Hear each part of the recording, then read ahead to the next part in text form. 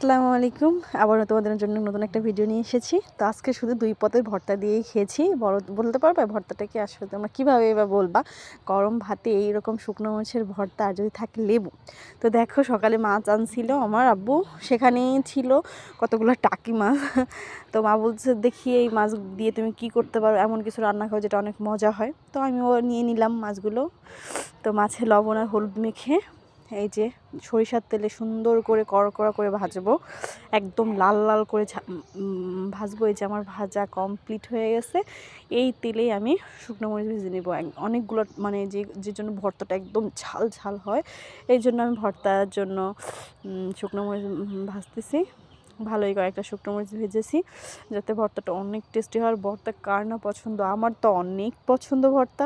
আমার মনে হয় তোমাদের সবারই অনেক পছন্দ। এই যে আমার ভর্তা শুকনো মরিচ ভাজা শেষ।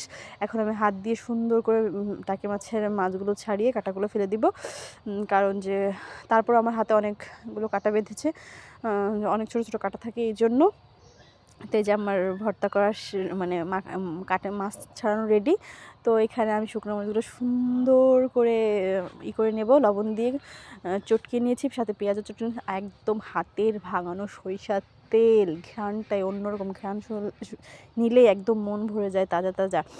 এই যে এখানে আমি সরিষার তেল দিব, একদম টাটকা সরিষার তেল, এখনই ঘ্রাণ হয়েছে, ও মা কি টেস্টি হবে। তো এখানে আমি সরিষার তেল দিয়ে শুকনো মরিচ সব কিছু মাখিয়ে এখন আমি মাছগুলোকে আবার মাখিয়ে নিচ্ছি ভর্তা করার জন্য। তো এখানে কিছু ধনেপাতা, এটা হচ্ছে বিলাতি ধনেপাতা, এটা দিয়েছি, এটাই ছিল।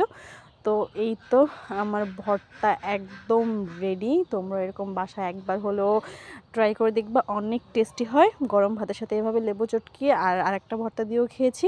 তো কার কার ভর্তা ভালো লাগে সবাই একটু কমেন্ট করে জানাও। আর আমার চ্যানেলটাকে লাইক, কমেন্ট, শেয়ার, সাবস্ক্রাইব করে দিও প্লিজ। বাই সবাই।